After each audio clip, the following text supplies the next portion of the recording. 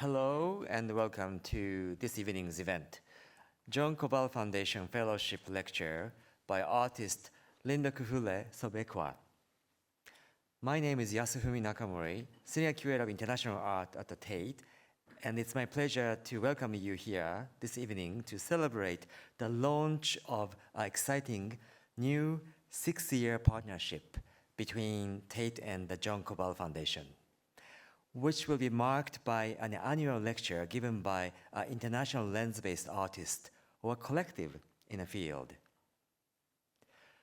This evening coincides with the launch of a brand new John Kobal Foundation Fellowship, presented every 2 years in recognition of outstanding body of lens-based work by an international artist or collective.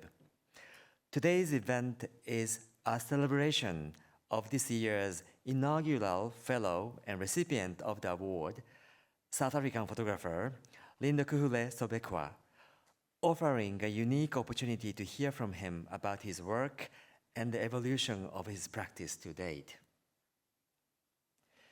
With regard to the event's format, I will soon hand over to Michael Mack and Liz Joby from the John Kobal Foundation to say a few words and introduce our speakers.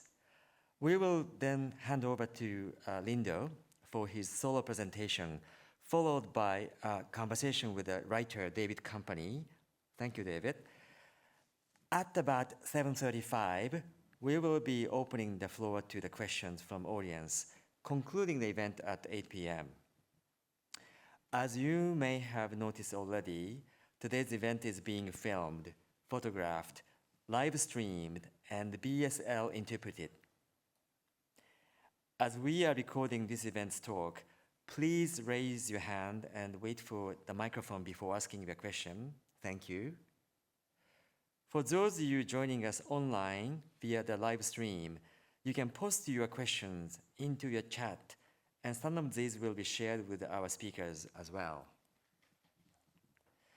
Tonight's event will feature British Sign Language interpretation, and I'd like to thank you, our two BSL interpreters, Rebecca Spencer and Ali Gordon, for joining us this evening and for making this event accessible for our deaf and hard-to-hearing audiences. We really appreciate your work. The talk is being live-streamed and recorded for archival purposes and broadening access to the program. This event is also being photographed. Please reach out to a member of the staff if you have any questions or concerns about this. As part of our ongoing practice of evaluating programs, we will be collecting feedback from tonight's event. Can we please ask you to scan the QR code in front of you, which will take you to a quick evaluation form in only 2 minutes to complete. So please help us to evaluate and also improve our program moving forward. Finally, I want to thank everyone and also our collaboration with the John Kobal Foundation and also Tate team to make this event possible and accessible. Special thanks goes to the public program team, Sandra, Ariel, Elliot, John Kobal Foundation team, Alex, Liz, Michael, and our BSL interpreters, Rebecca and Ali, and AV team, Dan, Maurius, and the photographer, Vera, and our digital team, Lisa, James, and Ed. Again, thank you. I will now hand over to Liz Joby and Michael Mack from the Kobal Foundation. Thank you, Yasufumi, and to all of you for being here. I'm speaking on behalf of Liz and myself as co-chairs of the John Kobal Foundation, and of course the trustees of the foundation, many of whom are with us this evening. I'd like to thank all the team at Tate in particular who've been so supportive of this venture. It began with the advocacy, the generous advocacy of Yasufumi, the enthusiasm of Francis Morris, and we're very grateful to all of you who've been involved in making it happen. We'd also like to add our very special thanks to Alex Anthony, without whom this would not be happening in the very rigorous way it is, who's the manager of the fellowship. The John Kobal Foundation was established by Simon Crocker, who's with us this evening. He's our emeritus chair. Simon developed an extraordinary and rich system of grants and support for contemporary photography over 3 decades. And then, just before handing over the reins, he delivered the coup de grace along with another trustee, Robert Dance, which was to make a significant sale of the collection to the Hood Museum at Dartmouth College.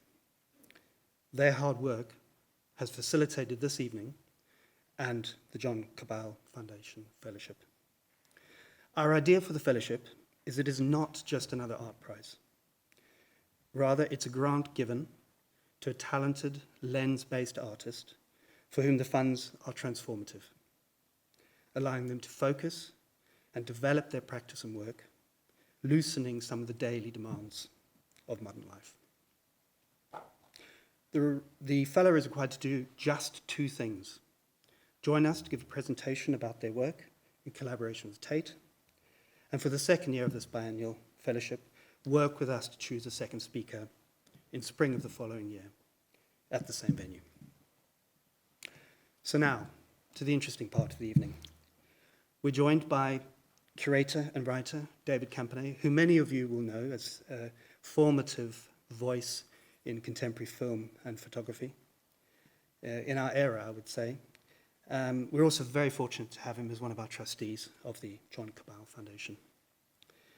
But please, primarily, join us in welcoming to the stage our guest of honor this evening, the inaugural John Kobal Foundation Fellow, Lindokuhle Sobekwa.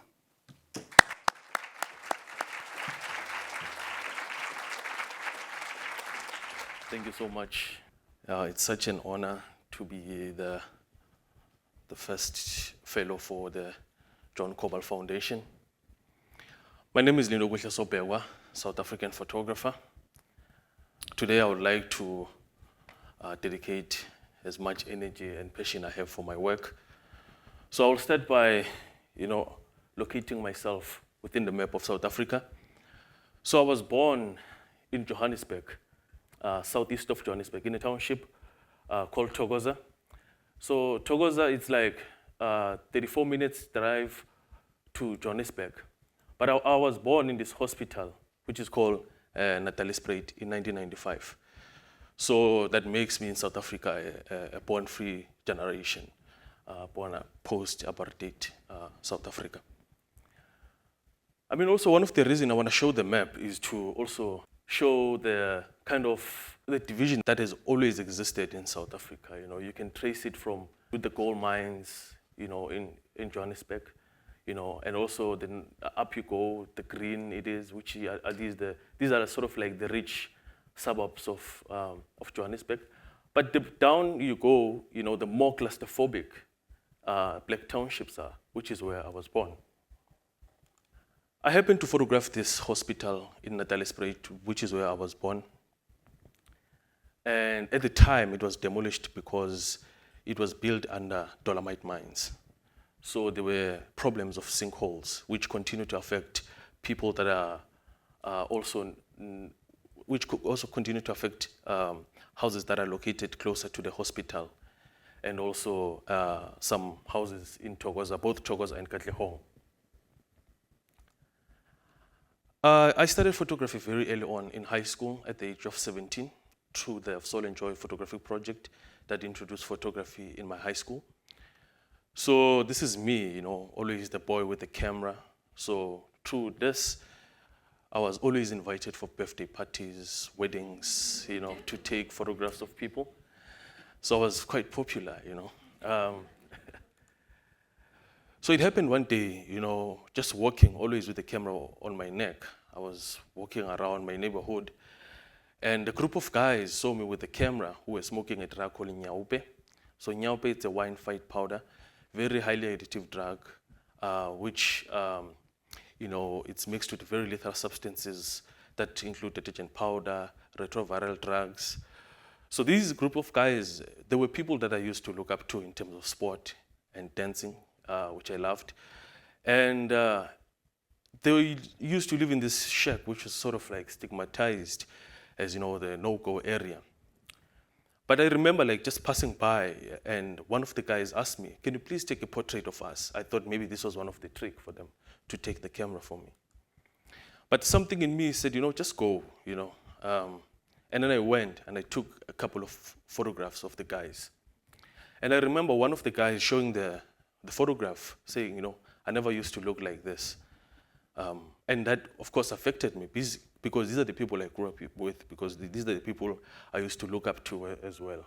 These are beautiful people to me. So, and it was at a time when I was studying photography, and I thought, photography can change people's lives. So I was spending a lot of time with the guys, but also was looking at the impact that the drug had in our community, in their health.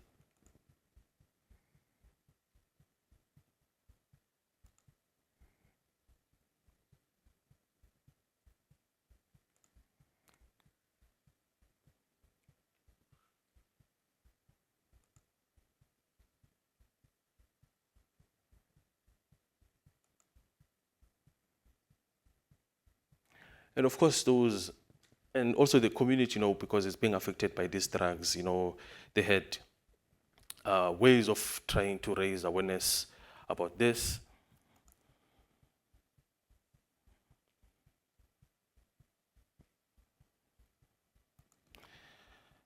I mean, I also shared a lot of moments with the guys, moments such as us, gathering around, they will pray sometimes, when I'm there.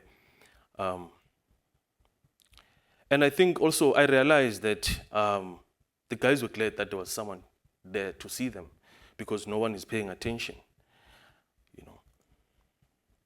And there was a moment which, affected me a lot, because I disconnected with the guys at this point. One of the people in the neighborhood said he was mugged by one of the guys who live in the shack. So this also shack was sort of like a camp where a lot of guys will gather, sleep, and then wake up in the morning and then go hustle. So this group of guys came in to this community. They were angry, and then they started burning it. They were chasing them away from the community. But the only problem with this, it burned 5 other shacks, which were close to the guy's shack. So then they were chased away from this community. And then I lost contact. Then I realized that, I had matured a little bit, as a photographer. And I was also looking for the guys and see how we can, better collaborate together. Because I realized also, I was young when I started that project, at the age of 17, 18. And, I didn't know much about photography or, about also the implication of those images. I wanted those images to change their lives. So at this point, also I realized that some of the stories that the guys used to tell me were not visible in chapter 1. So with chapter 2, it was more of a participatory approach, where we will gather, look at the photograph I've made of them, we talk about these stories, and we create diaries. So it is this place, again, of Maputi, this guy here, who invited me when I started this project. So I managed to reconnect with him. So we had a group of photographs, the family photographs, and everyone had their own diary. And I will always print photographs that I made of the guys, and we'll look at them. So they will select the photograph that they feel comfortable with. And then we'll start, talking about these stories. For example, a story of someone like Mandla, who at the very early age, his father, went to prison, and he kind of connected with wrong crowd, and then that also led him to prison again.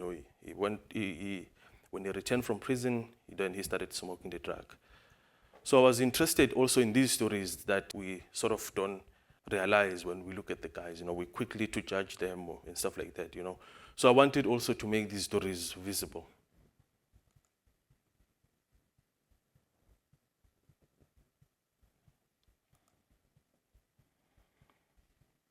Some of the guys at this point, some were still smoking, like Maputi, whom of course, told me a story of not having a family anymore, or his family had neglected him.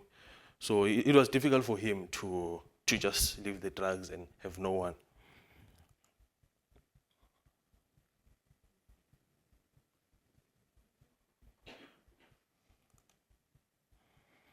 I mean, I could relate with many of the stories because, again, I grew up with the guys in the same environment. We were faced with the same challenges.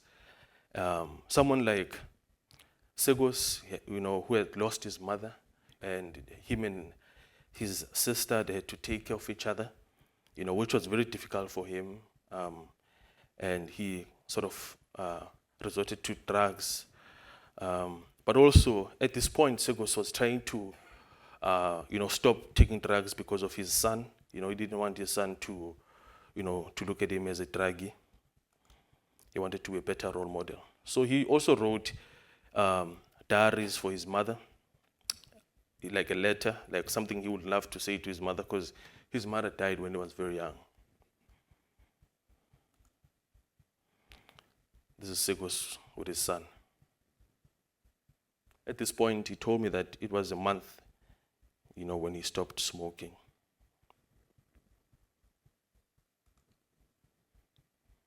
So it was really kind of a play, we were not taking it very seriously with the guys in terms of like being careful and stuff like that. So we were playing also with drawings and stuff like that. So this is a drawing that Segos made, which basically means that don't judge, helping hand.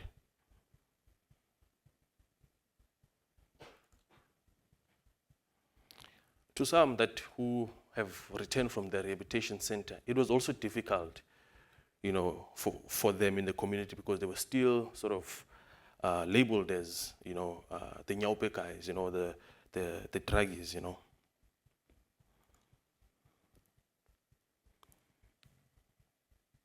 This is Mzwandile when he came back from the rehabilitation center.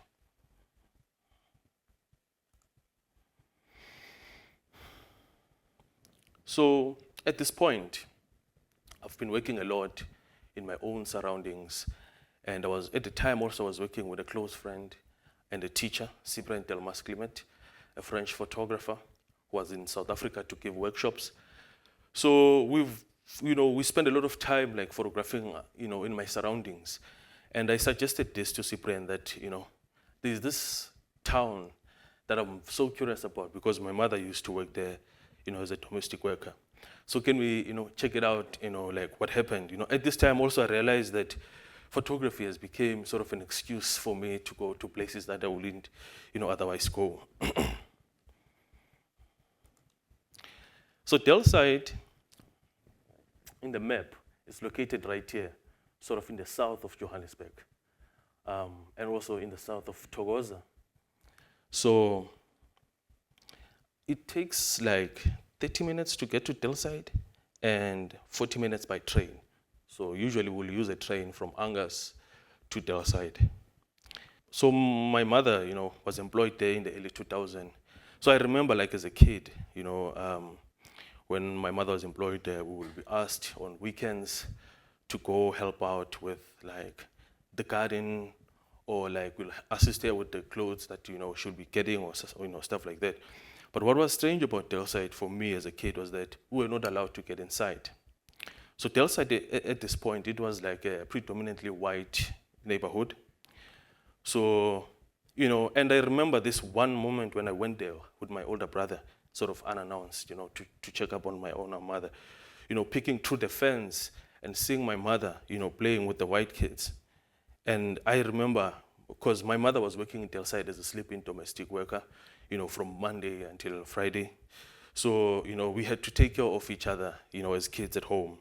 And then, on Saturday, she'll come back home tired. So we didn't have these, quality, moments, which of course, it's not a unique story to me. This is a lot of kids, like in the township in South Africa, share the same story. But yeah, I was curious. We spent a year. It was really difficult to kind of enter people's houses because that's what I was interested about. But we kind of,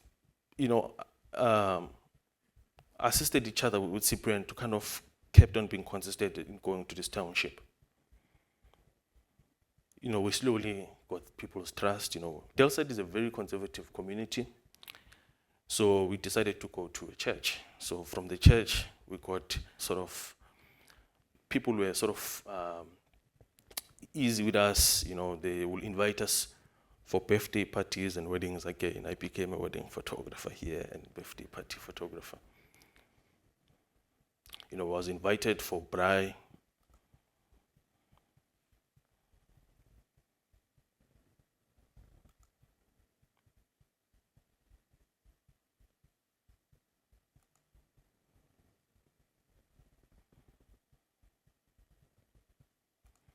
Also, I realized that Delside was not too different from my own neighborhood. The same social challenges that they were faced with, were the same that we were faced with where I'm from.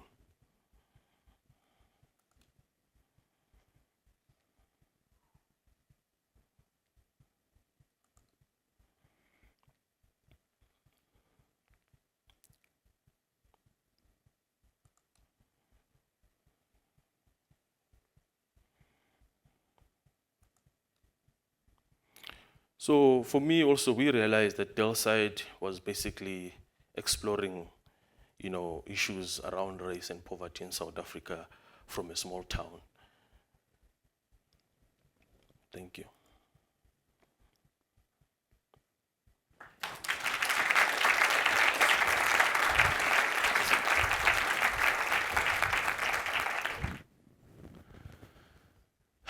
So before I speak about this project,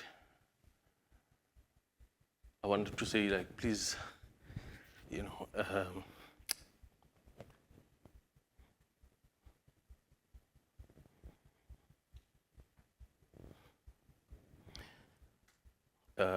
bear with me.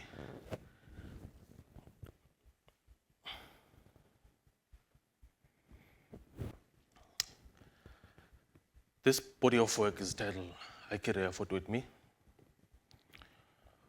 which it's about my sisters Yanda.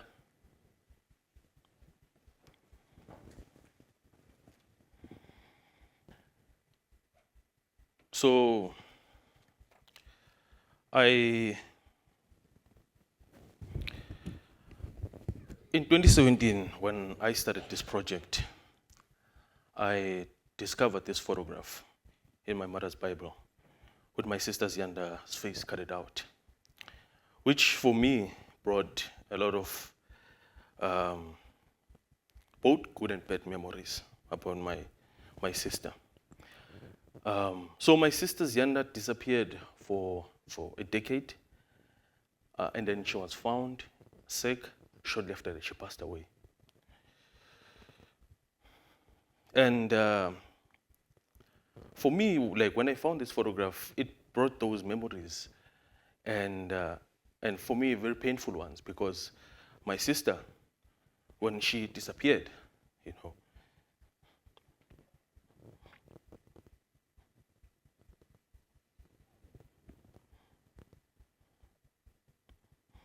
she was with me, And so we were sent by my mother to go to a place where my father was at to ask for some money. And my sister, at the time, she was also starting to be rebellious, and she demanded the money, and I refused. And then I ran. Then I was running, unconsciously, in fear. Then, so there's a long street called Kumalo in Thokoza. So I got hit by a car there. And my sister's Yanda, I guess she was traumatized by that. She then, ran away. So we never see her, until I was a photographer. We heard from a family friend that she was found in a local hostel. Sorry. So we heard that she was found in a local hostel, very sick, and that's when Zianda was brought in home. So the reason why this photograph is carried out is because they didn't have any photograph of her, so they used this photograph for her funeral. So it made me question a lot. So I began this journey using the same photograph, going to places that my sister, she has been.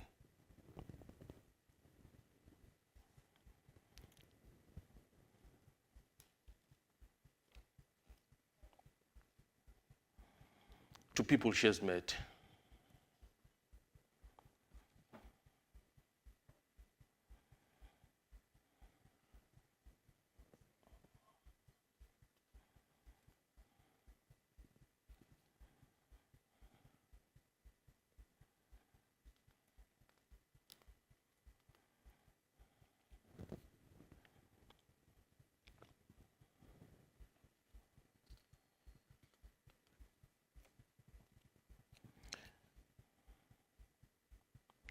So this was also like a photographic journey, a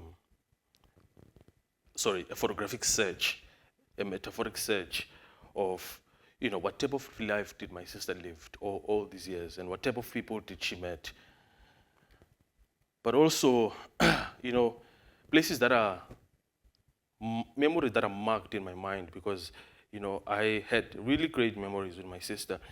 When we were going this path, going to school, she would defend me from bullies. She taught me how to dance. So there are memories that I had also of my sister. And I wanted to go to these bases and just, interpret it photographically. My mother reading a Bible, which for her, it is an escape tool for stress and pain. Bible gave her hope that one day all will be good. So this is the same Bible where I found Zianda's photograph in 2017, which led me to do this search.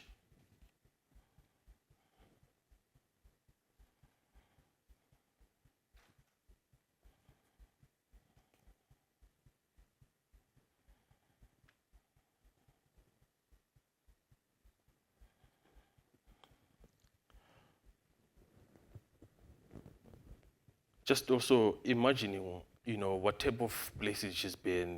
This was the bed I was told she slept in. I was imagining what type of conversation did she have, and, like also at times I would record sound in these spaces, just, being curious of what did my sister, had.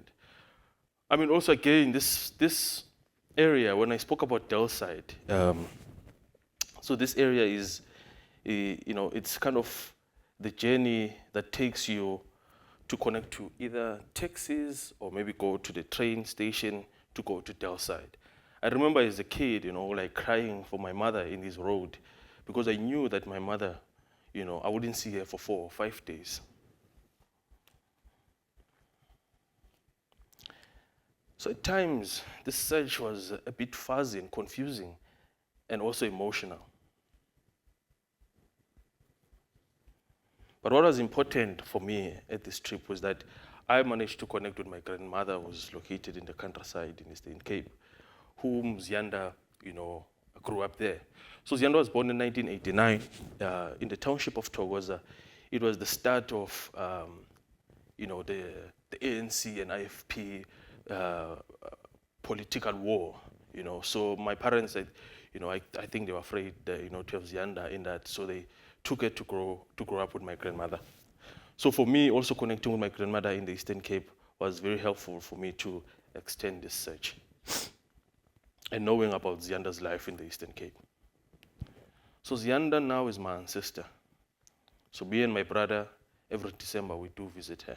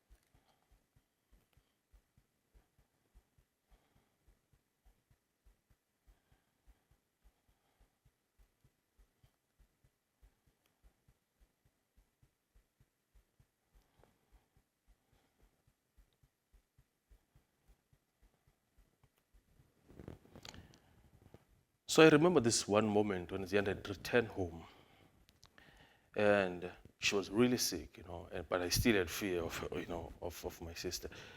And there was this beautiful light coming from the window, shining on her face. And I remember trying to pick up the camera, to photograph her. And she gave me like an evil look and said, "If you take a photograph of me, I'm gonna kill you." I respected that. I lowered my camera. I still wish I took it. I should have taken the photograph because, she looked different from the Zianda I had, in mind. Just like some of my sister's friends, they didn't want me to show their face, like my sister, who never wanted to take pictures.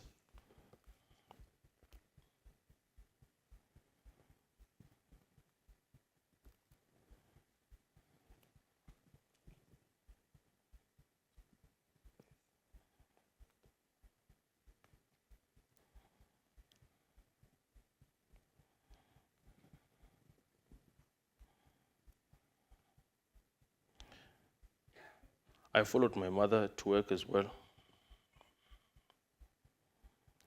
So it was also looking at both changes that were happening around me at the time, changes that were happening at home.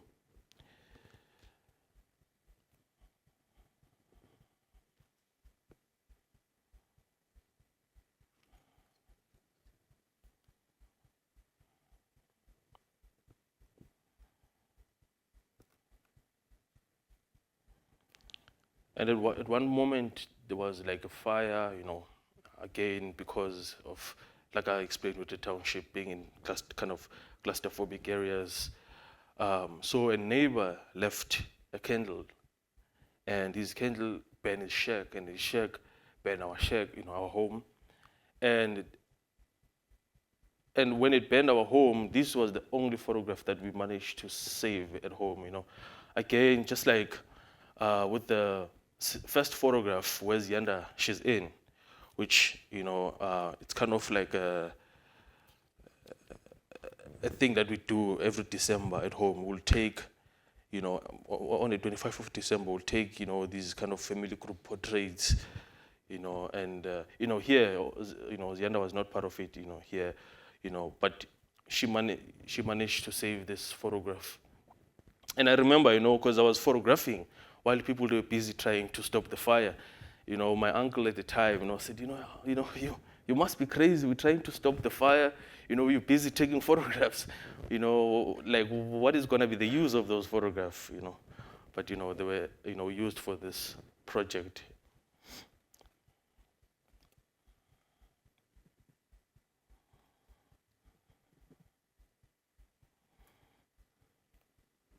I've searched the streets. I've searched in my family, trying to find Zianda. I realized the search was not only about her, but it was also finding myself.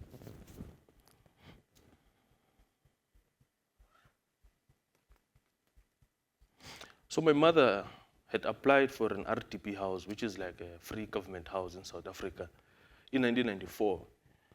But we managed to get it in 2017. So this was us, traveling to this township, which is sort of outside of Thokoza. It's called Tsakani. So this is now our new home.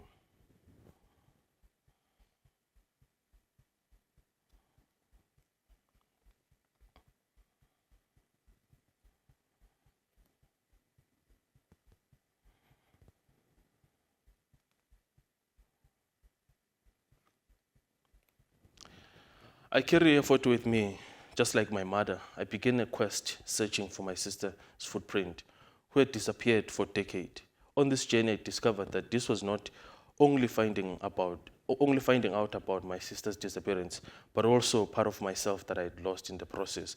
I began using diary to reflect about how I felt at that time, and I started using photography to search for answers, to heal, to make my family talk about this and end the cycle of people disappearing in my family.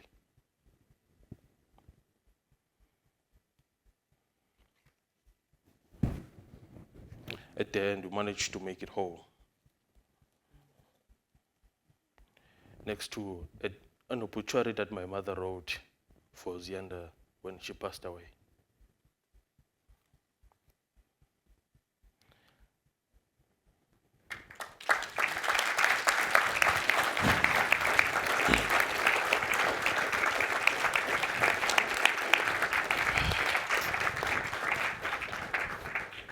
I'm bringing the map again. So I was born in Johannesburg, like I've said. And one of the problems of growing up in the township is always being confronted with the question of where you're from. And people are never satisfied when you say, no, I'm from here, I'm from Thokoza. Because, again, historically, Johannesburg was not known as a place of home. Johannesburg was a place of work. You can trace it in 1884 when the gold was discovered in Johannesburg. There was an influx of migrant workers who came and worked in Johannesburg. And again, it was illegal for black people to stay in Johannesburg back in apartheid times. They had to work, they had to have a work permit. So I understood why people would ask you, where you from? And I would always say I'm from Tsomo, but I've never been there. It's my ancestral home, is where my mother was born. But I was interested in also, making those connections and understanding my roots back in the Eastern Cape. So we're located here in Johannesburg. So a trip from Johannesburg to Tsomo, it's like a 9-hour drive. So I've been doing this back and forth drive because I was in the quest of creating a family tree. But also in Tsomo, my father is from Qumbu. So from Qumbu to Tsomo, it's like roughly 2-hour drive. So it was more of a journey of understanding both these places and also understanding my home back there. So I began this family tree, which is partly based on oral history and names of people in my, places they've been.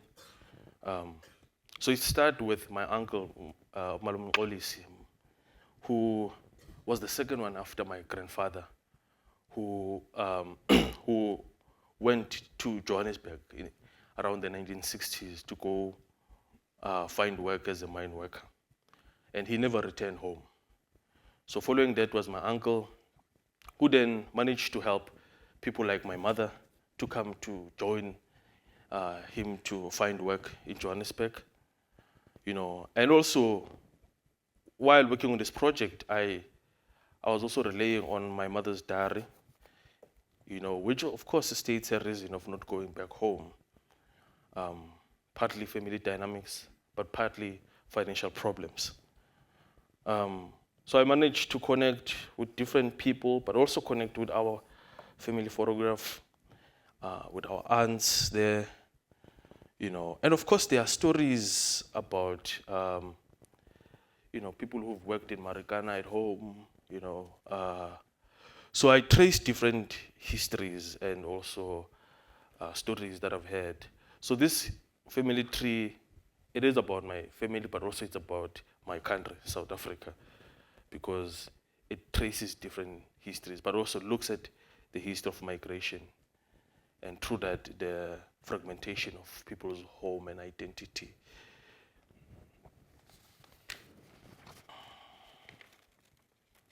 Oh, sorry. Yeah. So this usually happens, which is the fun part of it. One of the kind of repeating motif about this project is the tree. So I'm interested in the trees because also, there's a kind of deeper connection that my grandmother's clan name connects to the tree again. Her clan name is Mtimkhulu, which loosely translates to the big tree. But also I'm interested in using the metaphor of the trees as, a way that I can map my journey and also create a family tree. So my journey, again, started in Johannesburg. I start with Gogulusi, who lives in Kumalo Street, opposite a hostel called Mshazafe. So again, hostels in South Africa were places that were built for migrant workers who, to stay because, there was, again, a lot of employment and, there was this gold, discovery. So they needed, black migrants to come work in these spaces. But also in Thokoza, more especially, in the 1990s, there was a huge violent in the hostels. You can clearly see the hostel just next to, opposite Koklusi's garden. So what was beautiful for me to start with Koklusi's garden is because this garden has been so resilient. She had had this garden since the 1980s. She had entered different competitions and won some competitions. And she told me a story that, even there was this violence, they will mess up her garden. She will the following day wake up and then start fixing her garden, which this garden still exists in Thokoza. Again, I was looking at those historically marked places, people like Sanele, he will relax in this landscape where, back in the 1990s in Thokoza, you'll find dead bodies, him just, relaxing in these spaces. It's just beautiful. So in Polar Park, where I'm from, there used to be an old hostel called Kalanyoni, which was demolished in the 1990s, again, during these wars. But also, more importantly, this is where my father also used to stay, who came to Johannesburg and worked as a carpenter. And, interestingly enough, this is where he met with my mother. But also what was interesting is that these places had been transformed into this place where kids can come and play.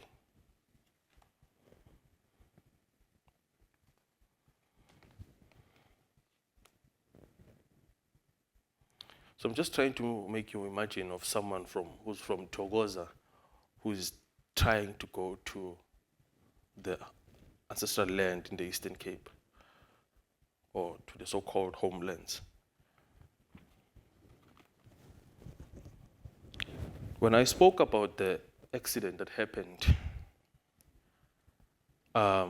it happened right in the spot. So my father was here in this tavern here, and it was at night, and I was walking with my sister. So, we'll cross this place, right here, to go where my father is. So it was at this moment where it was around here when my sister, started demanding the money.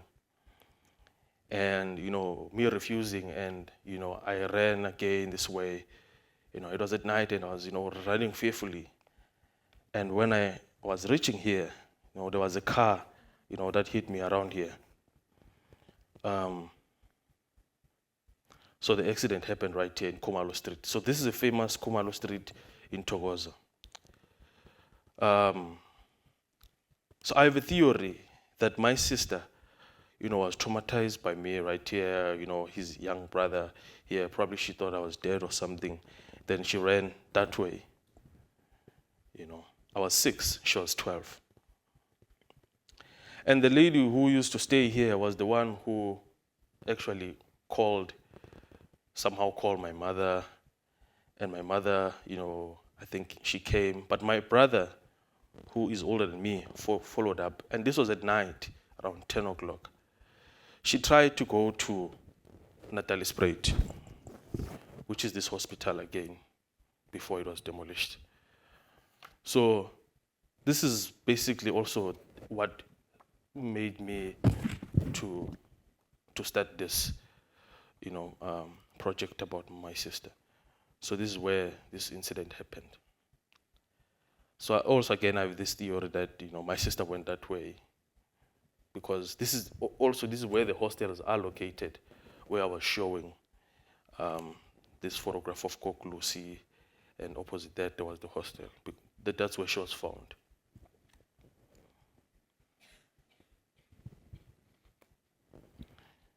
So to go to the Eastern Cape, you have to go to to Johannesburg. To Johannesburg, you have to go to Park Station.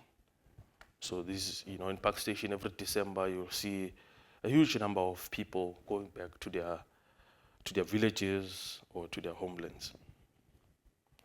So I wanted to document my own journey.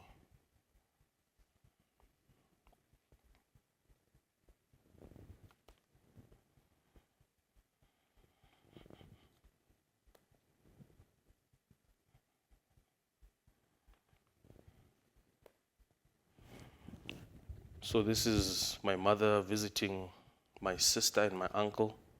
This is Yanda's grave, and then my uncle Mtlolisi here. So now, they are our ancestors, so every morning we have to pay respect and visit them. But what was interesting is that we could go through the horizon. I could travel from Tsomo to Kumbu and connect that through the horizon, which is interesting. Because the horizon in English, it's a place that you never arrive. And horizon in my home language is called Mngamego, which is a place you can touch, you can arrive in Mngamegweni, but you can never arrive in the horizon. Connecting with my family, with my culture, that was very important for me to this project.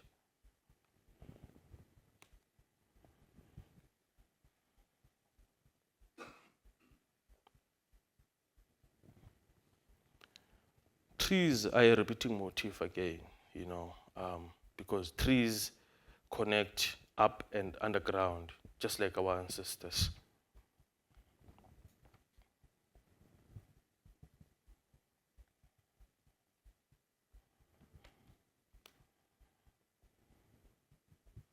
I could be in Kumbu Ndabaskoko, and suddenly I'm in Tsomo.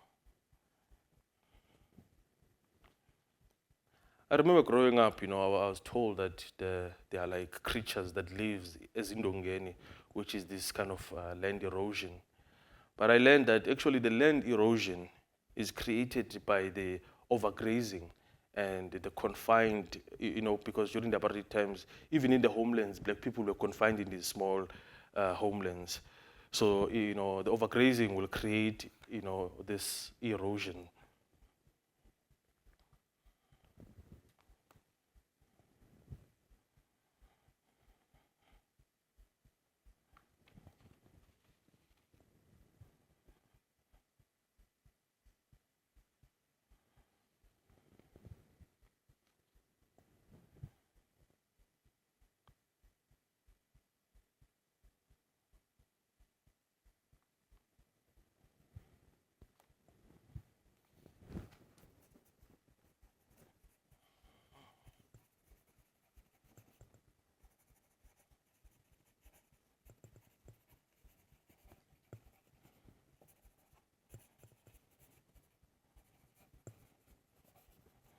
I've learned about myself in relation to the landscape. Here, the journey had to stop because also the sea, I couldn't walk, further than this, but the search and the walk continues through this film. I end this with the photograph, with this film still when we were going back to Johannesburg, leaving our grandmother in the homelands. Thank you.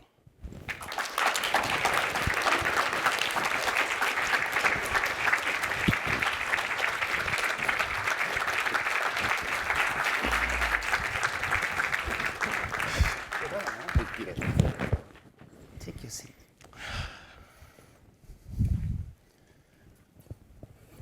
Linda, that was very, very generous of you. Thank you. I've heard about your presentations with the books. Where did that come from? That very interactive, performative way with books? How did that come about as a way of talking it through and opening it up? I think that came about when, for example, when I was studying with I Carry a Photo with Me, it was meant for myself. So these were sort of like the interaction I will have with the photograph, or like the writing, that I usually have. So I wanted to sort of bring that into the public, Right. for people to see, my process of working, because this will be my sort of frustration with the work sometimes, or sometimes, making mistakes. So it's always good to make mistakes in public, because that's where one gets to learn. Yeah. For sure. But the interesting thing is that the books need to be very physical things. And and I know it's not just a technical question, because I know you shoot analog and digital, and obviously digital has a relation to the screen, but where does the love of the form of the book come from? Were you seeing interesting photo books through your early education? What kind of things were available to you? Where did the deep affection for really the rich possibilities of the book come from for you? For me, it come from, I think, like when I was studying photography, I had like great teachers who Right. brought in amazing photographic books. But for me, it was Ernest Cole, House of Bandage. For me, that book, engaging with it at night alone. Yes. That was banned, though, that book. It was banned, yes, but there were just selected people Yeah. who had that book. So this was back in 2012. Wow. So, as a child, I think one of my teachers probably saw something with what I was doing, and Yeah. and thought, and created a connection with Ernest Cole. Yeah. Because he didn't say much. He said, go have a look at this book, Yeah. And I was looking at it at night, and I remember like bursting into tears, because, Yeah. how Ernest Cole's images were so, not just photograph, but just an experience. Yeah. The experience that I had with those images.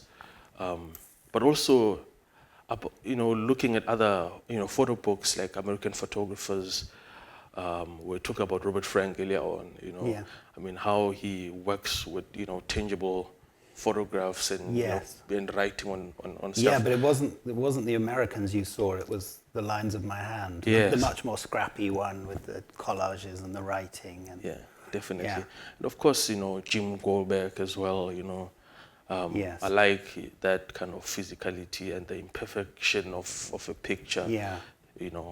As long as it tells something for Yeah. me, that's very important. Those are great people to learn from. But also, they're very much the embodiment of a kind of very open, speculative, experimental tradition in documentary. That documentary is not something that has fixed forms. That somehow you have to find the form in the midst of doing it. And you talked about failure or things maybe not working out. It's curious to think with the book about your sister.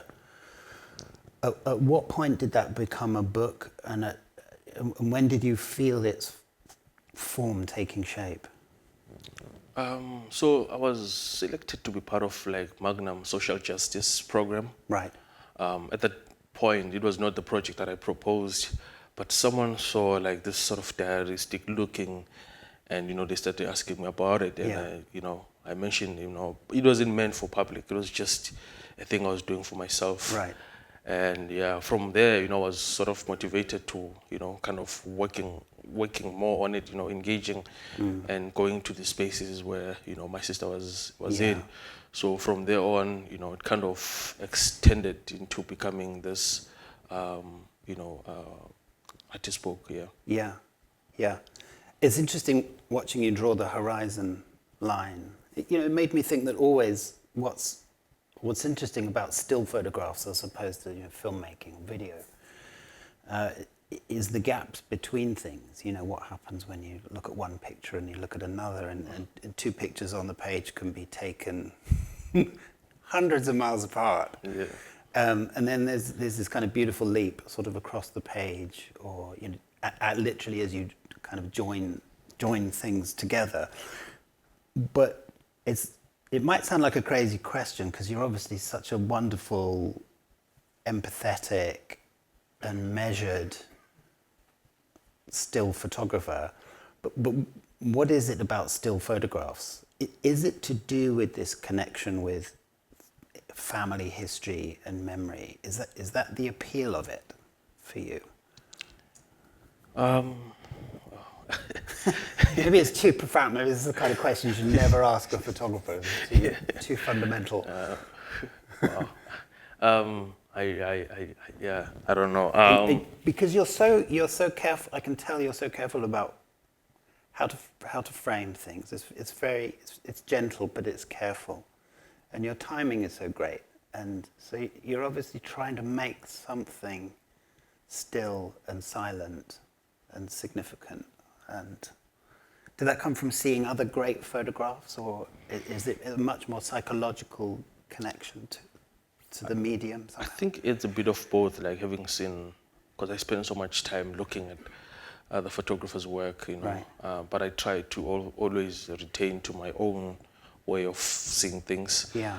I mean, you know, also with other projects, you know, you never know what you're doing until the project tells you that I want to go this direction, and then that's how then you start collaborating with the project, and you go to that direction.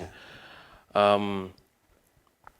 I'm also thinking with like the project Desi Lalini, when we connected the horizon, I never knew, it was not a concept for me to go to the Eastern Cape and start connecting the horizon. The horizon, you know, just appeared when we were editing the work, you know, in the wall.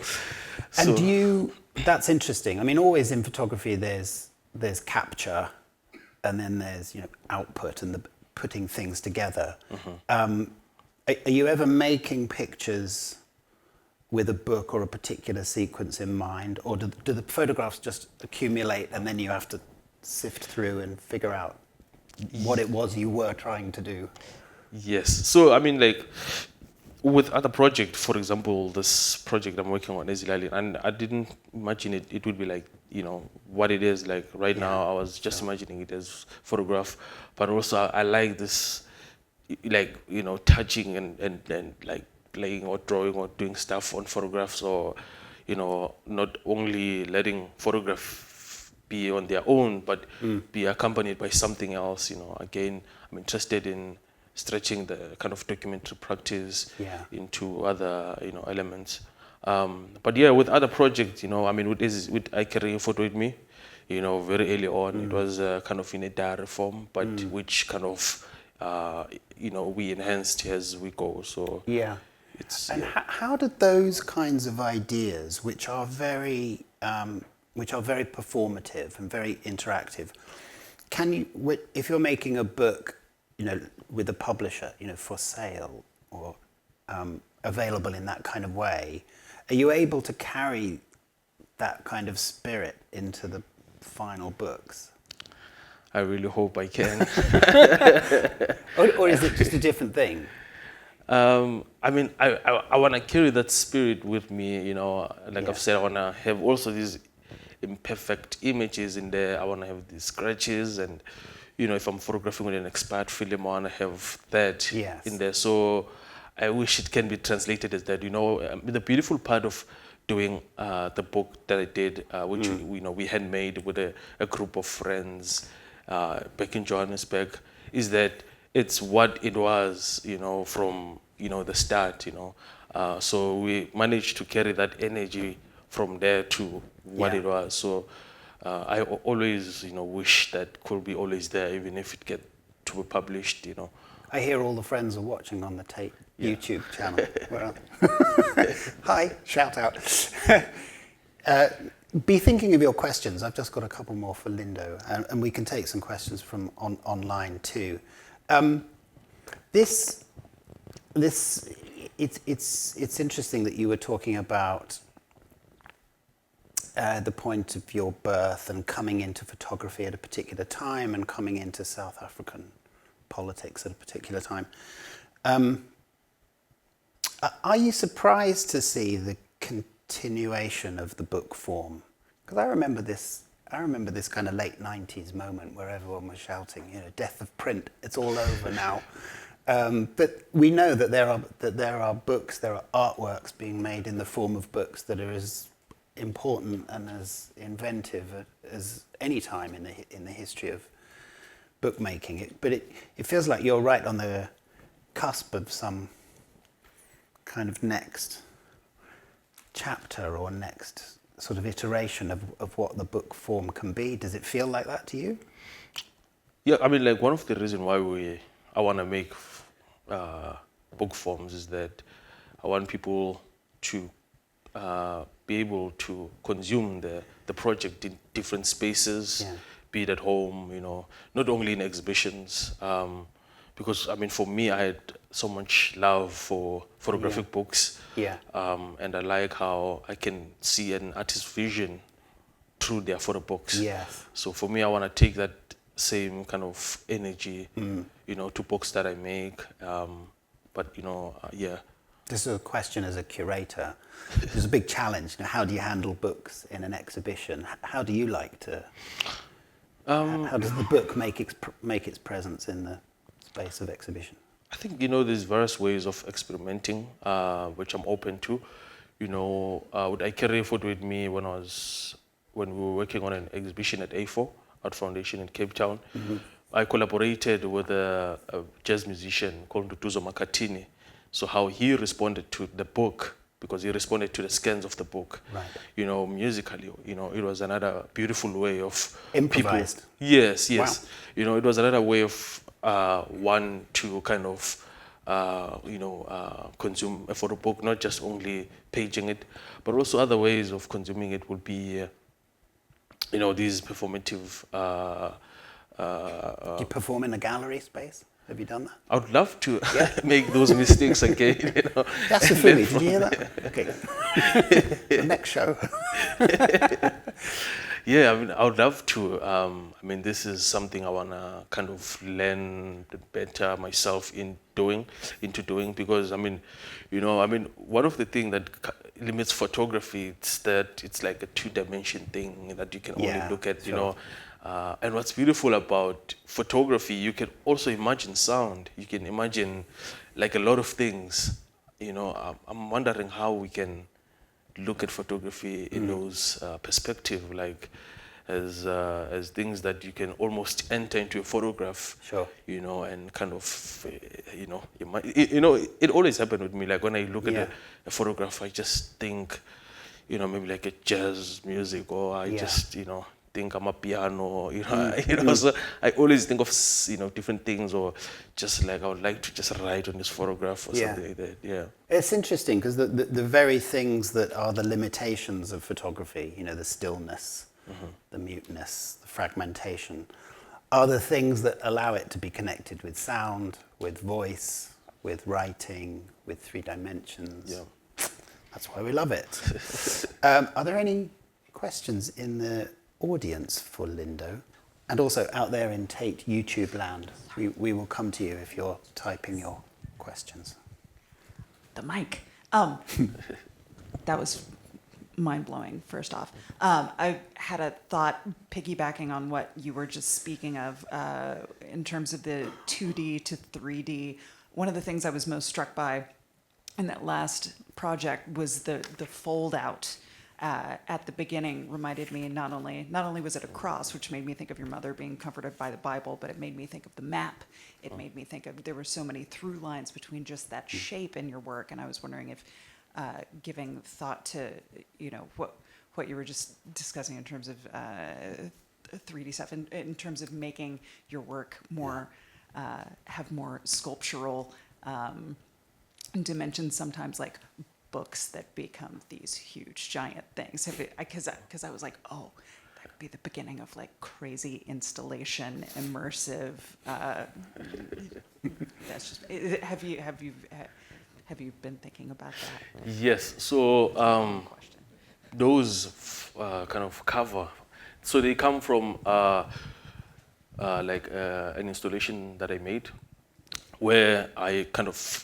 So I photographed a tree in the Eastern Cape, then I photographed a tree back in Johannesburg, but I didn't want them to, look properly. So I just, we fragmented those trees, and we were like, just fragmenting the whole tree, and then I collected a lot of family photos.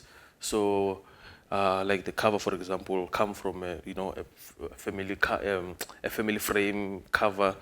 So, I would place those photographs and then I would be, just creating these lines and like writing on a kind of 2-meter high wall. So, which, it's another, yeah. I've been thinking about that and expanding that, yeah. Great. I think there was another question over here. Hi, thank you, David, and thank you, Lindo, for the amazing presentation and the questions. I would like to ask you, Lindo, how do you perceive the tension and the connection between you and between you as a photographer and your subjects, like your relatives or your friends? How do I what? How do you perceive the tension or the connection between the subjects and you when you are photographing in the process of making? That's good. Like I spend so much time, connecting to people I photograph, and I try very hard that I not the photographer, but they know me as Lindokuhle, and I try to create that relation, which is a difficult process, but I spend so much time, creating that.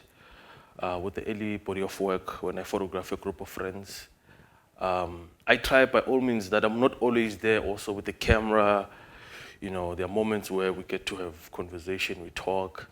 And I learn so much also from people I photograph because it is them who tell me that I don't like this photograph you made of me. And we try to find ways of collaborating.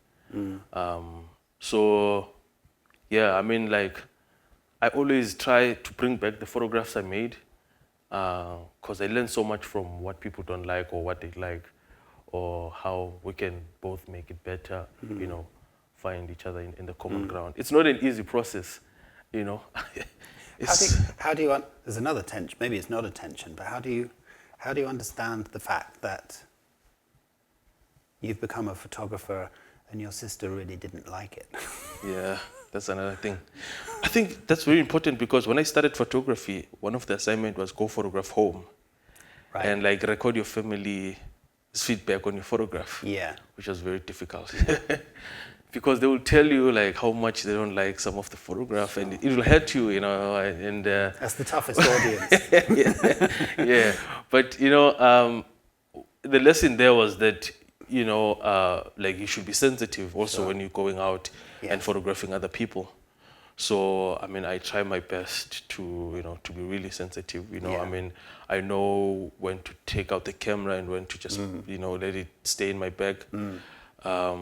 I've made so many mistakes, but I've learned from them. I'm learning from my, with the but it's pretty well handled, I thought. Yeah. You have this lovely. There are some very intimate shots, with people on the bed, and you're very very close and involved, and it's almost like you're spectral and you're not quite there. But then you have these, and they come up a few times. These really beautiful kind of environmental portraits with a figure in the middle usually, and you see everything. You seem to, and I presume they're shot quite wide because you're not that far away from them. But it has this. Yeah. And you also shoot cars really well, which is difficult to do. Thanks. My hat off to you. Especially white cars. People in cars. It's difficult. Yeah, it's very difficult. Very difficult. With those moments, in any moments, they happen when that kind of trust and people accepting you. Yeah. Lindo is around, is a photographer. So those moments happen naturally and you kind of, get to photograph.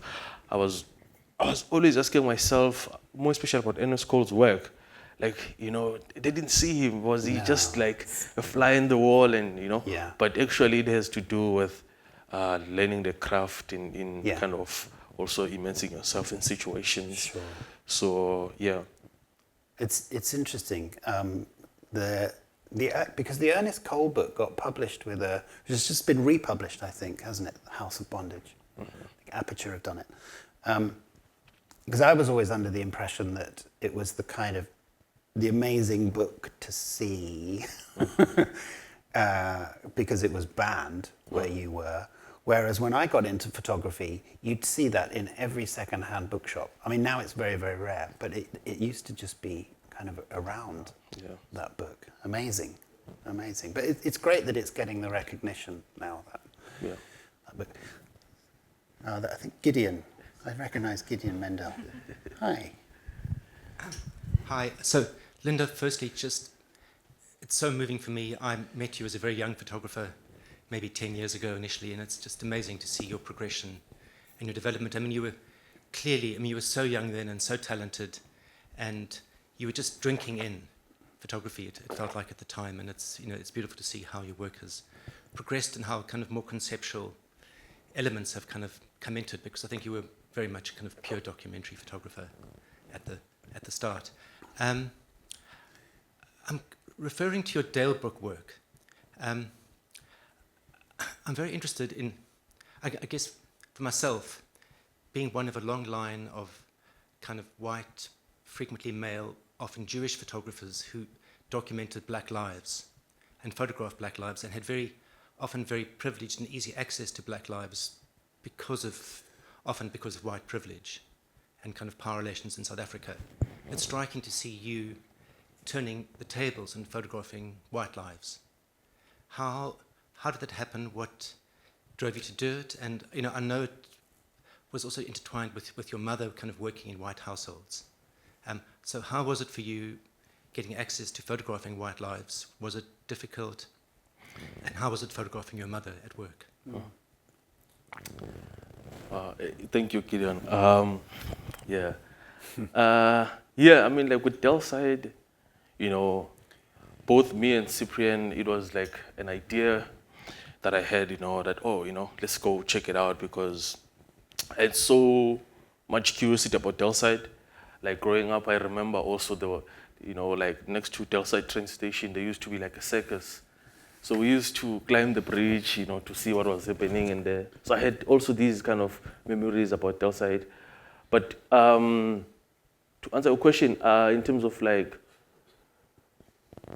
how we photographed, like my experience in photographing Delside, first year it was very difficult because a lot of people said no. And then the second year, they kind of warm up a little bit, and then, we could, we were also invited in parties and weddings and stuff like that. But also, I was always with Cyprian those times. I realized when I went there alone, people, they forgot me. Like, they thought I was there maybe sometimes someone was there like looking for a job, or like I was there, sometimes there will be suspicions that I was like a criminal, because there was one moment one of their gym got robbed, and I just got off the train and I was walking by the gym. So they assumed that I know the people who robbed there and stuff like that. I'm like, oh no, I'm the guy who photographed you the other day, and I always had the camera with me, which they sort of marked me with the camera. So if I didn't have the camera, they will think, oh, I'm someone else, in that community. It was a bit difficult. There were moments where we had to sign like something before we photographed a certain family, which we didn't photograph at all. But also the people that were warming up to us, that accepted us, that will invite us again and again. I mean, there were times it was difficult, but there were times that people were really warming up to us and and accepting us in their spaces. And of course, I did open up to some families that I photographed about, that my mother used to work around here when I was growing up. And of course, their side at that time had changed from what I knew it was to what it was there. Yeah. Thanks, Gideon. Are there other questions in the room? One over this side. Hello. Hello. Firstly, I just want to say how proud I am as a fellow South African to see you at the Tate, which is a big deal. I think the part that really resonated with me is, as people of colour from South Africa, a lot of our family histories are recorded orally or through photographs. And it feels, I'm on a similar journey whenever I go back home. I try and sit my grandpa down for like half an hour. I'm like, tell me everything. And it almost feels like it's a bit of a race against time. Did you feel that pressure of kind of like that race against time to collect as many pieces and information as possible to build that story out. Not at all. Actually, I liked that because I missed out a lot of that because I grew up in Johannesburg. So connecting with my family now, like I wanted to hear all the stories about, you know, my family. Because I was also, when I was hearing stories, I was thinking, oh, this would be a good photograph. Like, there's a photograph there of a sort of like a church structure that is, that was burnt down. So the connection with that, it was when I was told, oh, actually your father, his first wife, they got married in this church, and then the church was burned by like a mad person. So I was connecting a lot of oral history. So I'm like, oh, so this is what happened there. I want to go there, because I'll connect what I was told to what I will photograph. So a lot of Ezilalin was informed by oral histories, diaries, but also my own interpretation on these spaces. Yeah. Just connected with that, do you ever think about reenactment based on stories that you've heard? Would you create something in a photograph that's based on a memory or a? I try my best, because a lot, of what I try to photograph, it's based on memory. Yeah. More especially as I carry a photo with me, like, just standing on a space and just imagining myself and my sister. Yes, like there's this black and white photograph of kids going to school. I have a memory of us walking there, even though it might be not exactly how I framed it. Yes. But like when I try to locate certain memories, I think of them, and then I try to go there and like just photograph. But also, you can suggest, I guess, a memory. You can never photograph it. Just like spirituality. Santu Mofokeng, a great South African photographer, said, you can suggest a photograph of spiritual. Yes. You can never photograph spirituality. It's true. So yeah. Liv, do you have some online questions? Yes, I have a question from our online audience, which is whether there's artists that you're inspired by who work in mediums other than photography. Yes. I mean, one medium at a time. Yes. I mean, like in South Africa, we are very lucky to have like, a lot of great artists. Like when I started, in the high school that I went to, which is Buhlebuzile, it's the only art in the East Rand part of the township that teaches art. So I was studying visual art, so learning about people like David Campany, William Kendridge, a lot of their work also influenced me. Currently we have a show at Magnum Photos. So there's a photograph of two dogs that I photographed, which reminded me of David Campany, Imigodoi drawings of, but it was sort of like a political commentary about South Africa. But I was always also I'm also thinking of drawings or paintings, but sometimes I think of movies. I love watching movies, which I hope to do a film one day. So I do look up to other artists as well. It's interesting. I remember Lewis Baltz, photographer, is no longer with us, sitting here, probably in this chair, talking about photography always being somewhere between literature and cinema, somehow. Yes, it's a nice idea. But related to that medium thing, is it true that you wanted to be a dancer first? Yeah, I was a great dancer, by the way. For those who know me in Togo's that they know, because how I had to stop dancing, it was because there was this group, it was the time of Iskotane, which was like an era that a lot of parents were sort of against, So Iskotane, they will play with their clothes, or like, burn money and stuff like that. Not that I had that, it's just that I was recruited by a group of friends who they wanted me, to help them for the battles, for dancing. So they will borrow me their clothes for me to represent them and stuff like that. But the problem started when, there were fights and, we were taken by police to the police station. And my parents were actually against that. So I had to find another, and then I found photography, So I was a proper dancer. Well, that begs the question, is there a connection between photography and dancing? Yeah. For me, the connection was that, I think when I joined photography, what was great is that I wasn't always to myself. Right. Like it helped me to just be always away from home, because with photography I'll go from morning and come back like 8 o'clock at night. It helped me not to deal with a lot of things like at home. Sure. Same with dancing, I'll forget when I'm dancing. Dancing is more spiritual, like when you are in the rhythm, you are just in the rhythm. Yeah. And with photography, same applies. When you put the camera here, you sort of forget about what is around you. No, you have to get in the zone. Exactly. Somehow. Yeah. Somehow. Does it feel like hard work? Photography. Yeah.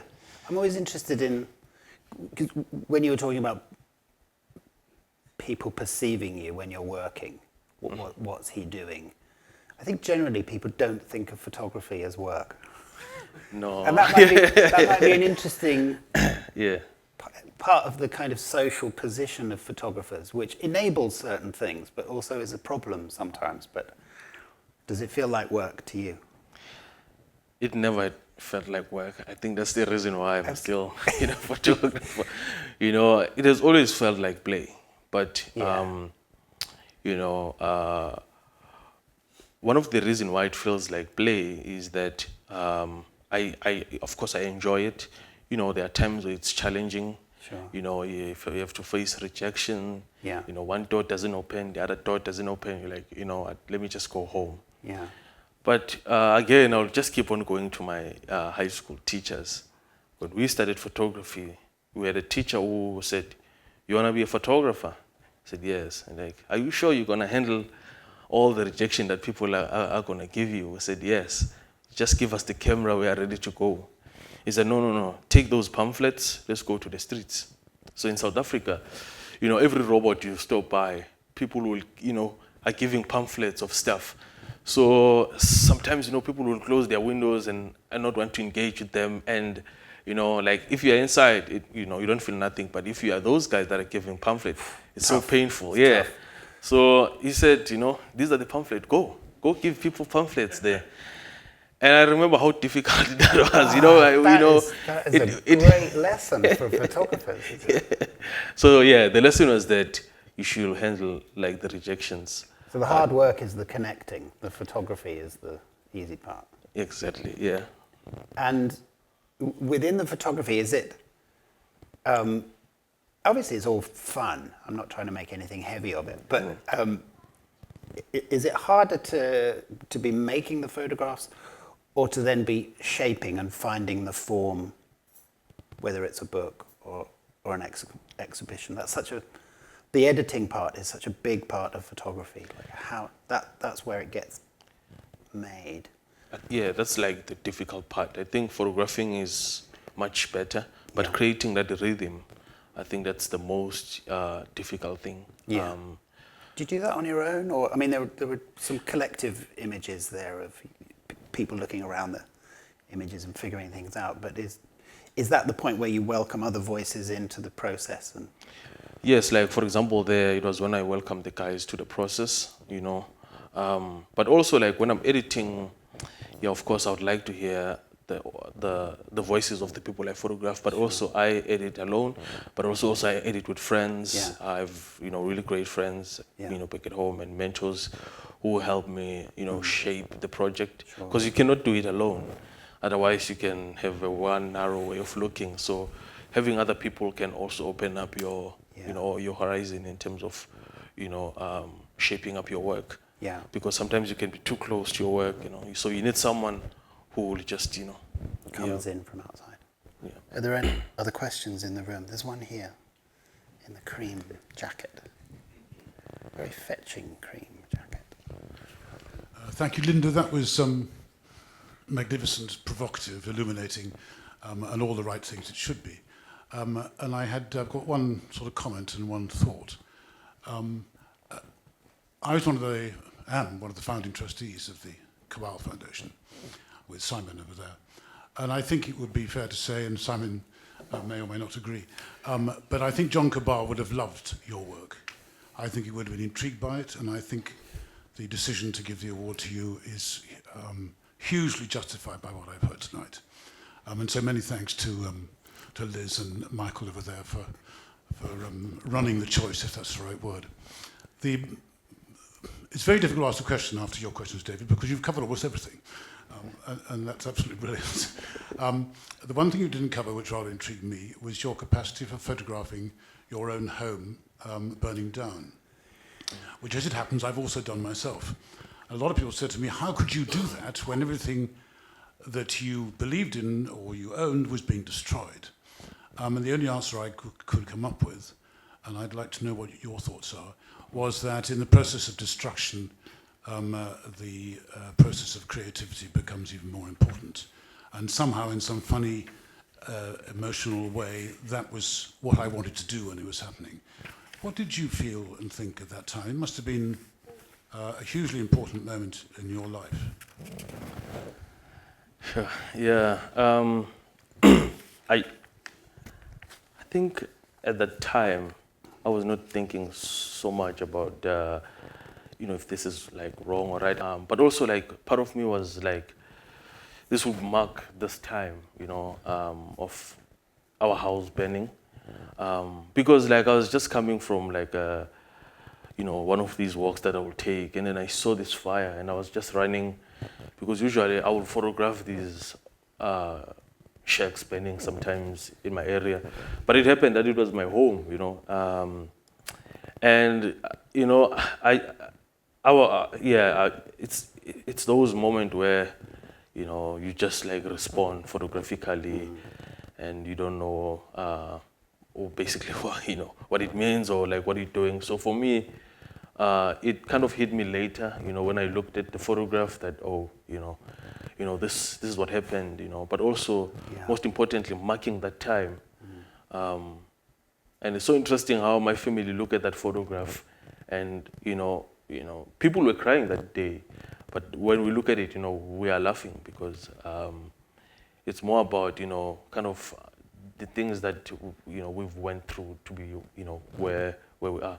I'm not sure if I'm making sense, but yeah, it's those photographs that later on they mean something, but in the process of you photographing, they don't mean much. I mean, I had fights with my uncle who was there visiting us at the time, and it was also when they thought this photography thing of yours is useless. You should be helping people who are busy taking photographs. But yeah, I mean, going back to learning from one's mistakes, I think I learned from that moment that there are moments where you just have to put your camera down and and assist if you can. Yeah. We have reached cocktail hour, everybody, which leaves me to thank Ali and Rebecca for their BSL interpretation. Thanks everyone who's physically with us in the room. Thanks everyone on Tate's YouTube channel. Thanks Lindo for the first John Kobal lecture. There will be more, and they will be here, so keep an eye out for those in future. And as Yasu said, could you please take a snap of the QR code, because they need their feedback here at Tate. So if you've enjoyed it only, photograph the QR code. Thanks everybody for coming, and thank you Lindo for being so gracious and open and generous. Thank you so much.